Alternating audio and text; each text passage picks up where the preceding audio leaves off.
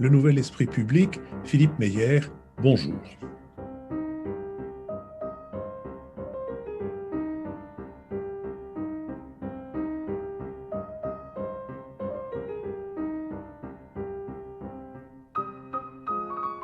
Bonjour, merci de nous avoir rejoints pour ce nouveau supplément, ce nouveau BADA consacré au monde de la culture, à ses acteurs et à ses artisans.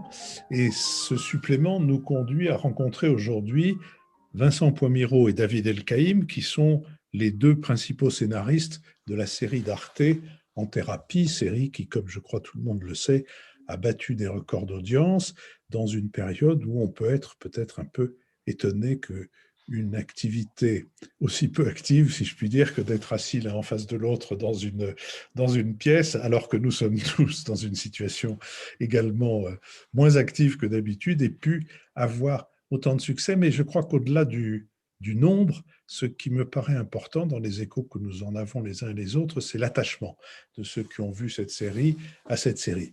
Vincent Poimirault, bonjour. Bonjour. David Elkaïm, bonjour. Bonjour. Vous êtes de vieux complices. À quand remonte votre complicité ?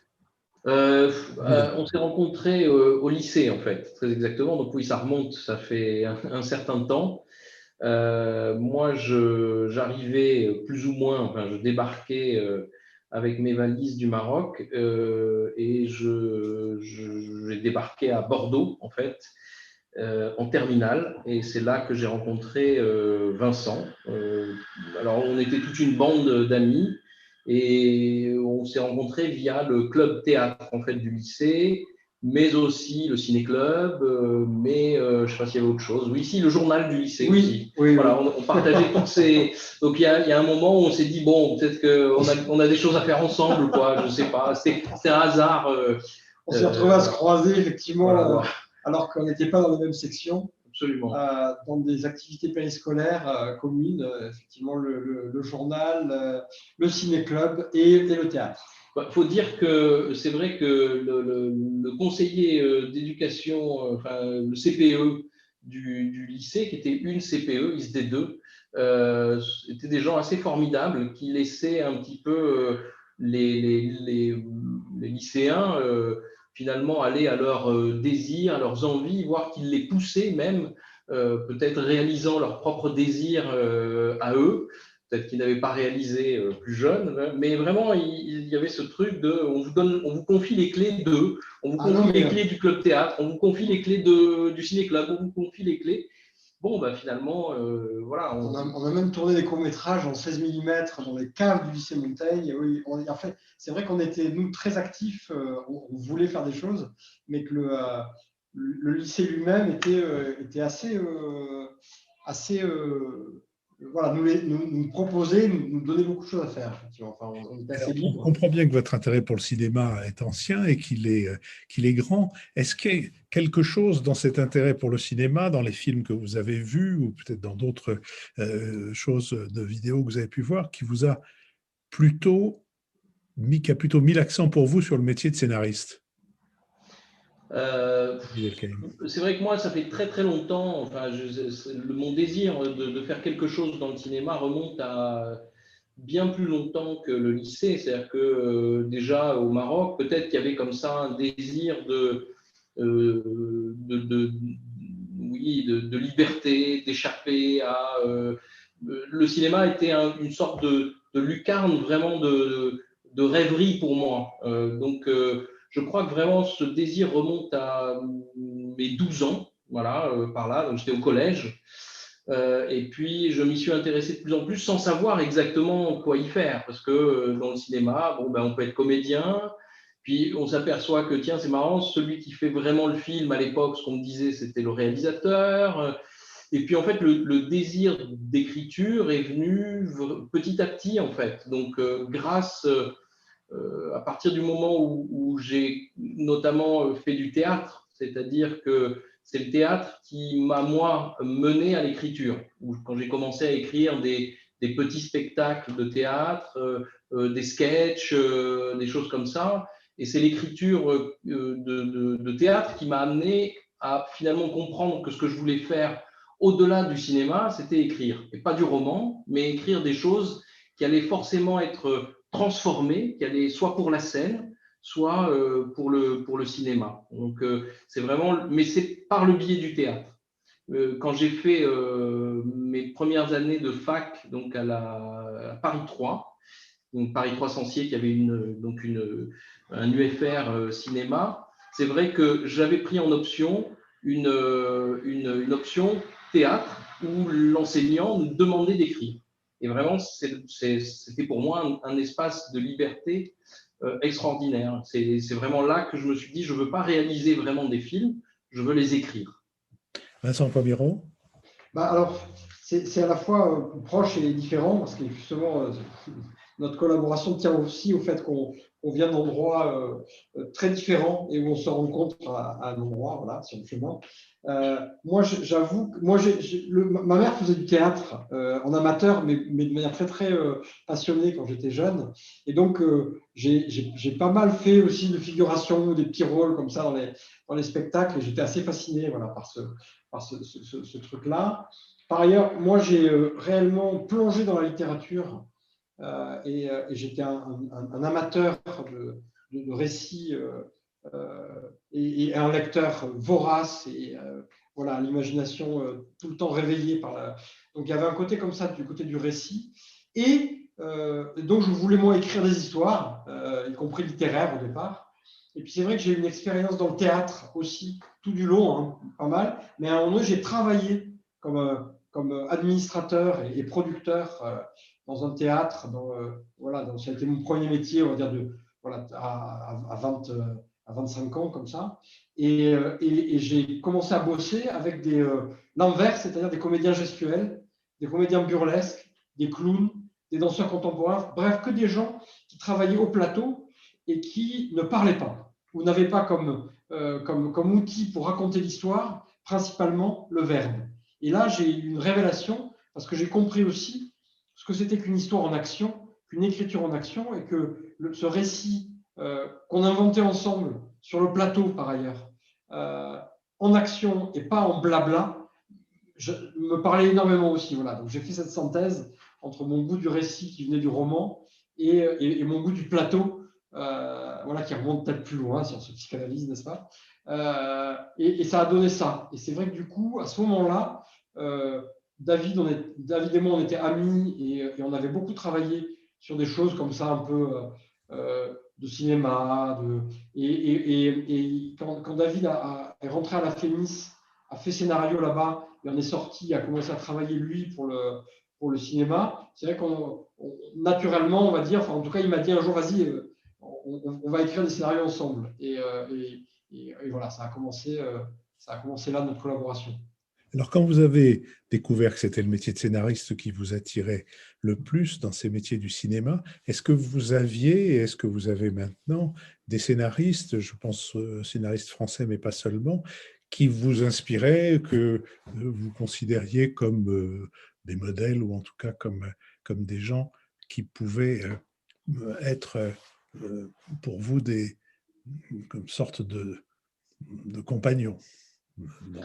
Alors, c'est vrai que moi, j'ai croisé à la Fémis pendant ma première année en scénario. À l'époque, il était donc le président de la Fémis, c'était Jean-Claude Carrière. Et c'est vrai que alors, c'était pas vraiment un enseignement, c'était plutôt comme ça un peu.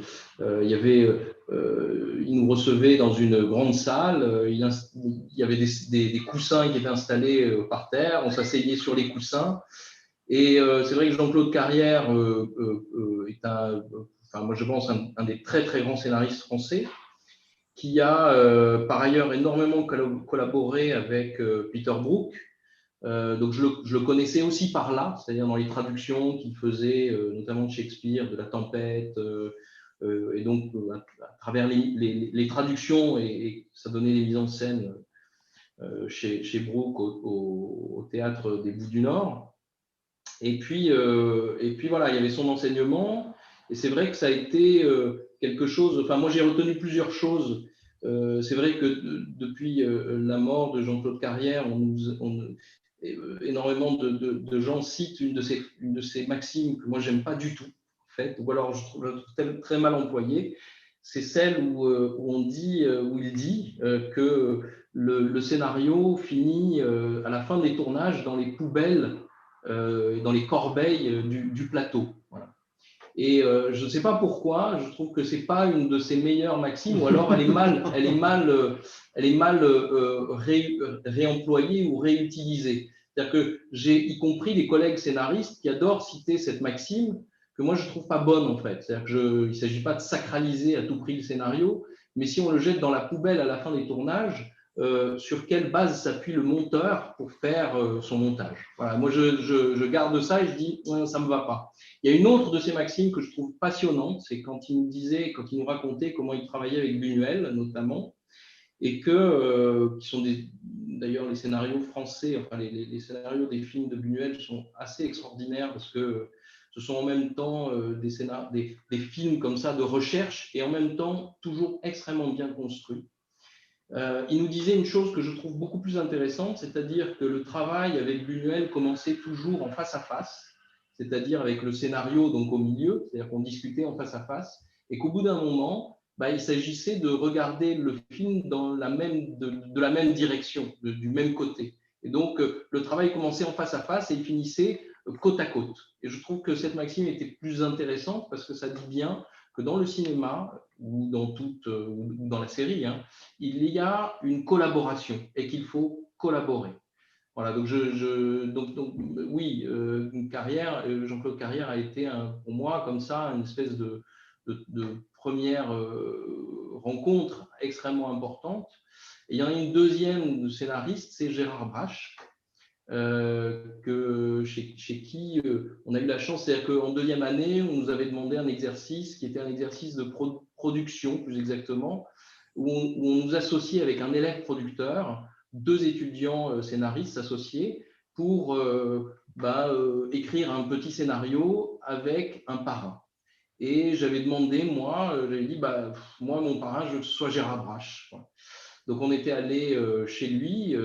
Il nous recevait en pyjama Hermès, parce que Gérard Brache ne sortait pas de chez lui. Il avait une sorte d'agoraphobie un peu complexe, mais c'était extraordinaire parce qu'il arrivait et évidemment, il nous posait des tas de questions qui allaient servir. Il nous disait, mais quand on met un casque de moto sur la tête, est-ce qu'on entend ce qui se passe à l'extérieur ? En dehors et là, il fallait qu'on lui réponde parce qu'on savait que ça allait lui servir pour un scénario. Donc, c'était des rencontres à chaque fois passionnantes. Il avait un esprit extrêmement drôle, l'air de rien, c'est-à-dire qu'il nous racontait notre scénario qu'on lui apportait, et puis on était pliés de rire à chaque fois. C'était vraiment, en même temps, c'était très angoissant ce qu'il nous racontait. C'est-à-dire que vraiment, la fin de carrière de Gérard Brache, ça raconte un peu toujours la même chose dans ses films. C'est des gens perdus dans leur tête.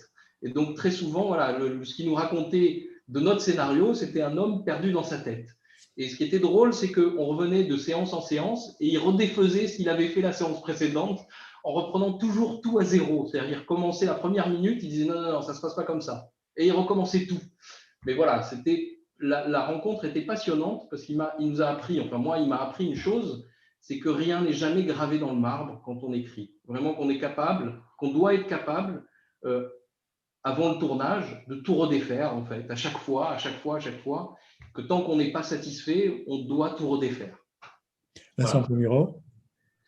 Alors, c'est vrai que culturellement, moi qui n'ai pas étudié le cinéma dans une école, ou l'écriture dramaturgique, l'écriture en action dans une école, mais je me suis un peu auto-éduqué, comme je dis souvent, en regardant des films ou des programmes télé avec un stylo à la main pendant 10 ans.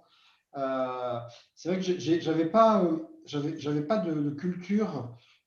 En gros, j'ai jamais douté pourtant que ce que je voyais à l'écran et qui m'émeuvait tant, ça ne s'écrive. Parce que par ailleurs, évidemment, j'étais aussi emporté par des narrations romanesques.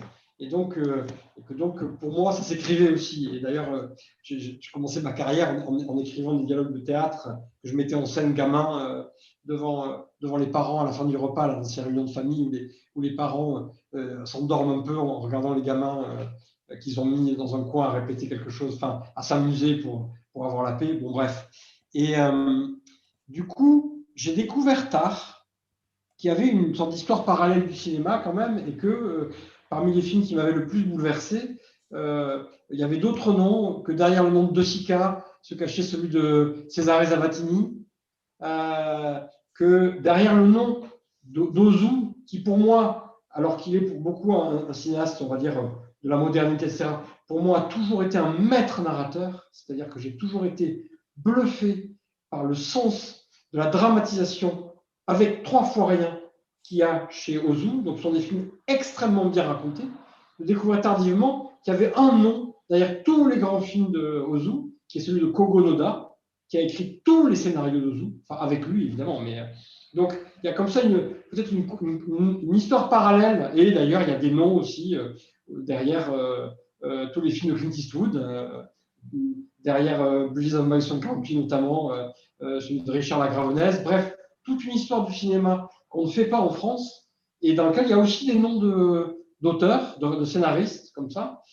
Et par contre aussi, je me souviens que le jour où j'ai vu pour la première fois une vraie série au sens moderne, c'est-à-dire une série semi-feuilletonnante, c'était NYPD Blue, quand je me suis rendu compte que dans ce polar-là, d'épisode en épisode, les héros, au début de l'épisode, n'avaient pas oublié l'épisode précédent, et que donc ils continuaient à vivre, je me suis dit, oh, mais en fait, du coup, on peut faire Tolstoï à la télé. Et du coup, j'ai retrouvé aussi, à ce moment-là, un des plaisirs de la grande narration, ce que je veux dire, de la narration extrêmement ambitieuse dans le temps, qui venait pour moi d'une émotion de lecteur de littérature. Voilà, dans le feuilleton, enfin, dans la série semi-feuilletonnante américaine des années 90. Dans la longue liste des scénaristes du cinéma d'avant-guerre, de pendant la guerre et d'après-guerre, les Orange et Bost, les Spaak, les Janson, est-ce qu'il y a des gens qui, vous parliez des Italiens aussi, Susi Cecchi d'Amico, qui a été méconnu, mais une scénariste d'une importance considérable, est-ce que ces gens-là font partie de la galaxie à laquelle vous vous référez, ou est-ce que... Il y a Prévert aussi. Pardon ? Il y a Prévert aussi. Oui, oui, mais en général, je n'ai encore rencontré personne qui me dise bah, Prévert comme scénariste, vraiment. Ça, il n'y a pas eu de querelle à propos de Prévert, tandis qu'à propos d'Orange et Bost, à propos de Janson, à propos de Charles Spaak, il y a eu des querelles, et même il y en a encore. D'ailleurs, elles sont encore allumées. Quand Bertrand Tavernier a fait son voyage à travers le cinéma français, les reproches ont refleuri sur ces scénaristes-là. Non, mais disons que non, en fait, nous, c'est pas, c'est ni un. Disons que c'est la trace aussi qu'il y a eu à un moment dans le cinéma français ce lien entre l'écriture et la réalisation, et donc des collaborations vraiment fortes. Alors que certes, à certains endroits, mais comme dans tout récit, tout mouvement artistique, surtout quand il est collaboratif comme ça, peut virer à certains endroits à des formes d'académisme, etc. Mais c'est étonnant qu'on en ait retenu que ça.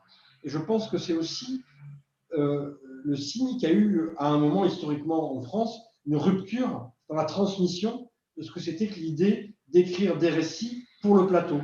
Et le fait qu'on retienne de Orange et Bost et autres que les films qui sont peut-être les plus académiques, ils sont peut-être pas forcément académiques à cause d'eux en fait, ou que à cause du fait qu'ils étaient écrits.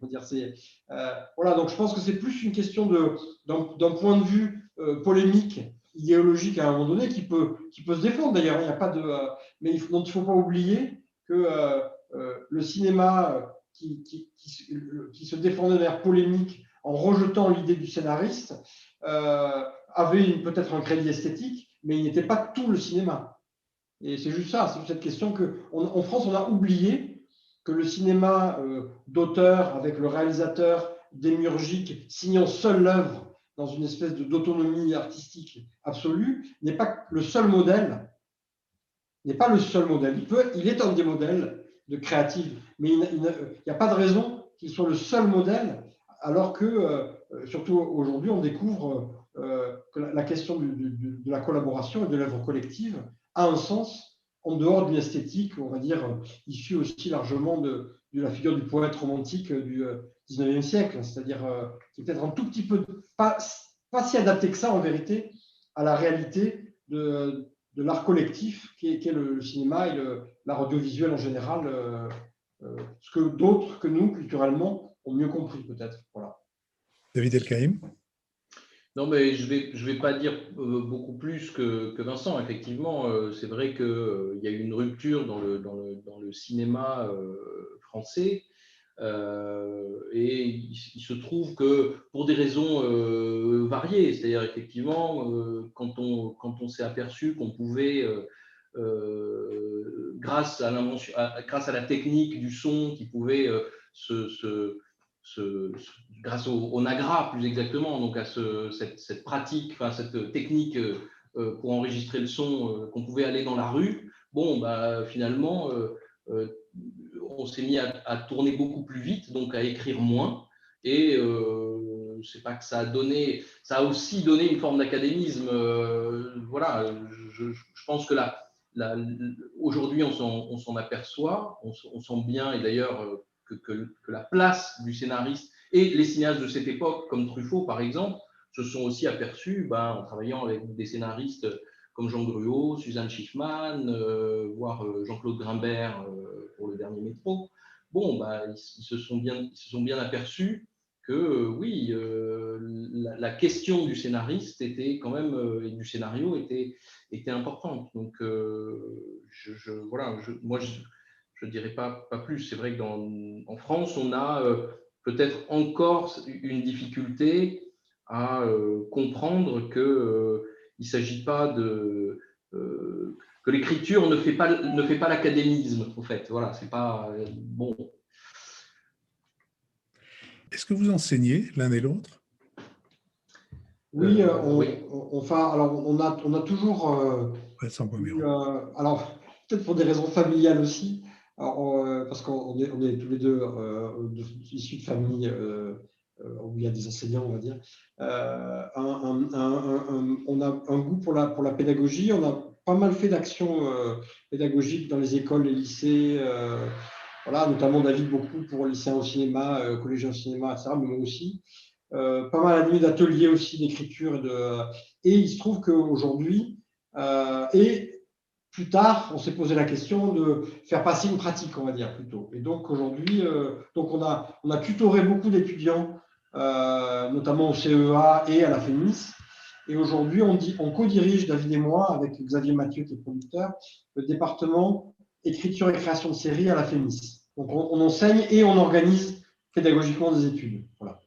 David Elkaïm, Vincent Poimilot, merci. Nous vous retrouvons la semaine prochaine et là, nous nous plongerons dans la fabrication de cette série En thérapie. À la semaine prochaine, merci.